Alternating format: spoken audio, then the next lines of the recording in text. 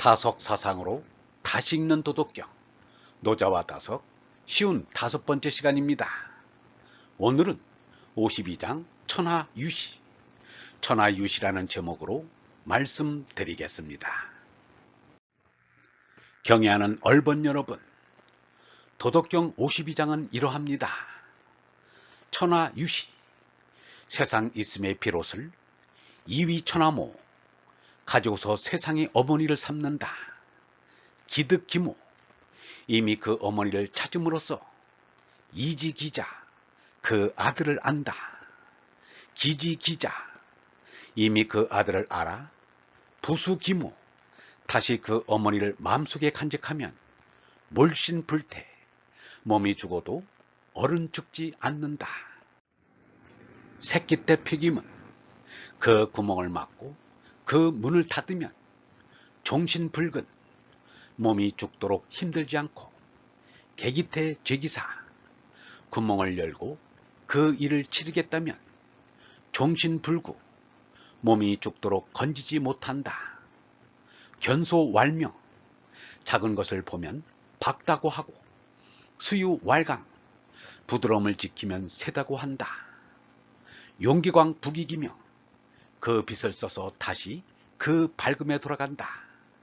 무유신앙, 몸의 허물을 더하지 않으니 시위습상, 이를 일로 늘 영혼의 하나됨이다. 세상 우주 있음의 비롯을 가지고서 세상 우주의 어머니를 삼는다. 끝없이 넓고 깊은 바닷속에 물고기가 나서 죽고 하듯이 가없이 넓고 깊은 허공 속엔 천체들이 생겼다 없어지고 생겼다 없어집니다. 바다가 물고기의 어머니이듯 허공은 천체의 어머니입니다. 바다는 물고기의 비롯이면서 또한 마침입니다. 허공은 천체의 비롯이면서 마침입니다. 마하트마 간디는 말하였습니다. 세상 사람은 마치 바닷속에 사는 물고기가 바다의 깊이를 헤아리지 못하듯이 우주를 파악하지 못한다. 일본의 명문고학생이던 후지무라 미사오는 18세의 나이에 폭포에서 뛰어내려 생을 마감했습니다. 당시 그가 바위에 새긴 유서는 사회적으로 큰 반향을 일으켰습니다. 머나먼 하늘과 땅, 과거와 현재는 아득하고 아득하도다. 내 5자의 작은 몸으로 이 크나큰 신비를 헤아리고자 하나니 호리쇼의 철학에 어떠한 가치가 있단 말인가. 만유의 진상은 단 한마디로 가로되 도저히 알 수 없음이라. 후지무라 미사오는 어찌하여 몰랐을까? 그는 하느님으로부터 어를 받지 못하였습니다. 이는 제나를 초국하지 못하였기 때문입니다. 노자는 상대적 존재의 비롯이 되고 마침이 되는 허공이 어머님을 알았습니다. 예수가 허공을 아버지로 안 것과 같습니다. 허공이 하느님입니다.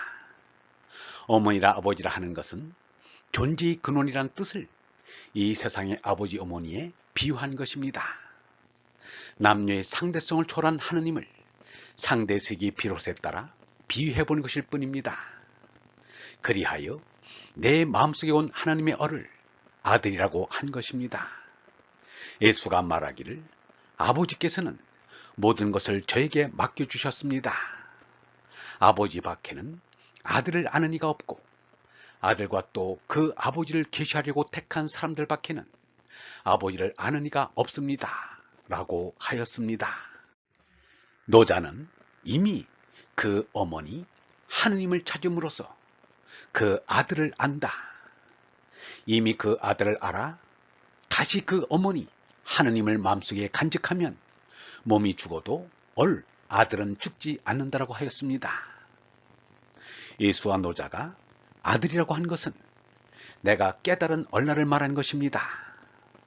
얼라를 깨닫지 못하면 하느님 아버지를 알지 못합니다. 그 얼라는 몸의 생사와는 아무런 관계없이 존재하는 영원한 생명입니다. 이 땅에서 한국 사람으로 태어난 지 10달 만에 태평양을 건너 미국으로 입양된 이가 있습니다. 그는 31년 만에 미국 정부의 관리가 되어 대구미 문화원장으로 한국에 돌아왔습니다. 그는 낳아주신 부모님도 찾고 싶고 저의 뿌리인 우씨 가문도 알고 싶습니다. 라고 하였습니다.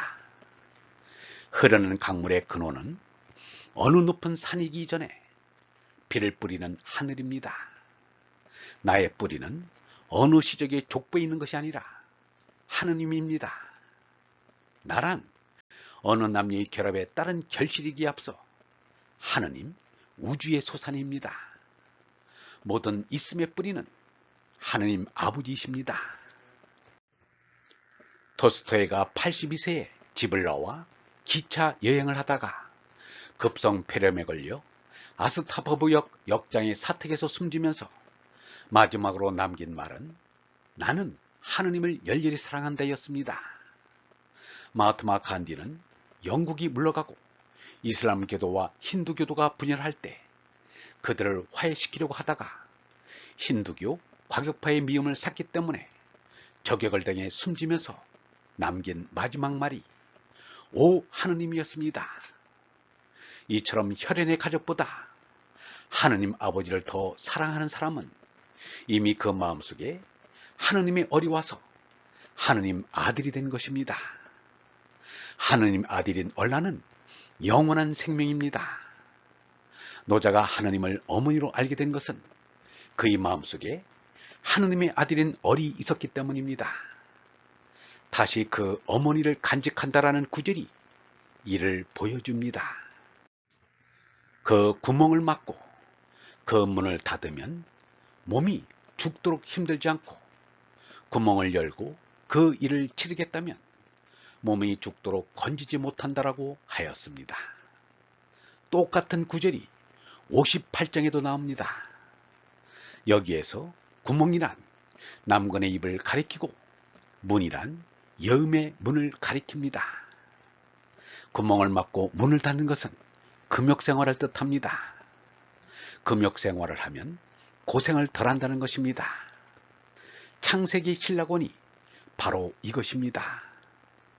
아담과 하와가 순결의 정주를 깨뜨림으로써 남자는 이마에 땀 흘리는 노동을 하지 않으면 안 되게 되었고 여자는 하늘이 무너지는 듯한 고통의 산고를 겪지 않을 수 없게 된 것입니다. 아이들을 키우는 일은 아기를 낳는 순간의 산고보다 훨씬 더 힘든 일입니다. 톨스토이는 자식 기르는 노고를 순결을 깨뜨린 데 대한 속죄라고 말하였습니다. 유영모는 남녀 문제에 대하여 이렇게 말하였습니다. 남녀 모두 정신을 차려야 한다. 서로 정력을 낭비하게 하여 상대의 생명을 갉아먹으면서 사랑한다고 착각하는 것은 어리석은 짓이다. 세상에 제약치고 남녀 문제가 아닌 것은 없다. 모든 범죄는 남녀 관계에서 비롯된다. 바울로도 죄의 근원을 남녀의 타락에서 찾았다. 창세기의 아담과 하와의 이야기도 그것을 말하고 있다. 그런데 세상에 이 이치를 밝혀주는 이가 없다. 예수는 독신으로 살았으며 여자를 보고 음욕을 품는 일이 없었다. 정신든 사람이라면 어떻게 음욕을 품을 수가 있겠는가?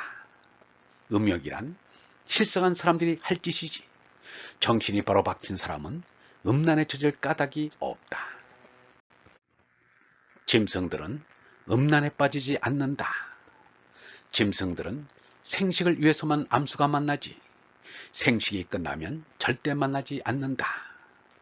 사람이 짐승보다 못하면서 소나 돼지 같은 짐승을 잡아 먹는다는 것은 말도 안 되는 짓이다. 사람은 소나 말 같은 짐승에게 배워야 한다. 짐승은 본능대로 사는 것이다. 생식은 본능이다. 그러나 음란은 본능이 아니다.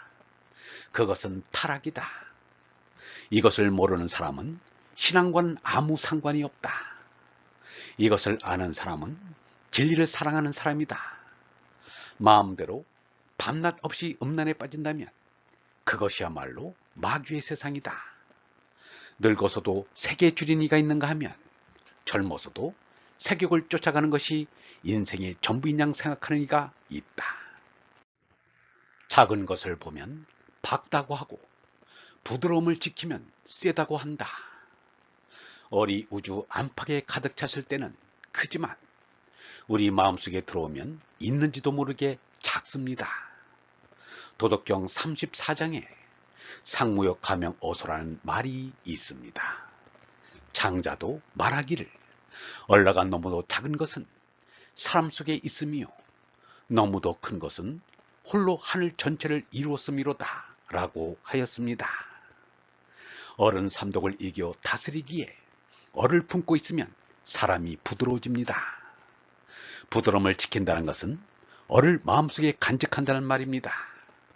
어를 간직하여 부드러운 인품이 되면 세상에 적이 없습니다. 그러므로 더 강한 이가 있을 수 없습니다. 하느님은 진리의 빛이라 적광 또는 보광이라 합니다. 노자는 명광이라 하였습니다. 그 밝음이 내 마음속에 온 것이 빛입니다. 예수, 석가, 에카르트, 간디, 유영무 등 여러 참사람은 마음속의 어를 빛이라 하였습니다. 이 빛으로 사는 것을 용광, 화광이라 합니다. 용광하는 것이 하느님께 돌아가는 것입니다. 하느님의 어를 받아 빛으로 사는 것은 하느님께 돌아가는 것입니다. 그러면 몸의 허물도 더 하지 않게 됩니다. 빛이 밝으면 삼독의 어두운 짓을 멀리하게 되기 때문입니다. 이렇게 사는 것이 영원한 하느님과 하나됨입니다. 곧 이 땅에서 영원한 생명으로 사는 것입니다. 하느님 아버지를 마음속에 간직하신 얼번 여러분, 진리의 빛으로 사는 것이 이 땅에서 하느님의 생명인 얼라로 영원히 사는 것입니다. 얼라는 몸의 생사와는 관계없이 영원합니다. 영성신학원 다석아카데미의 하늘소리였습니다.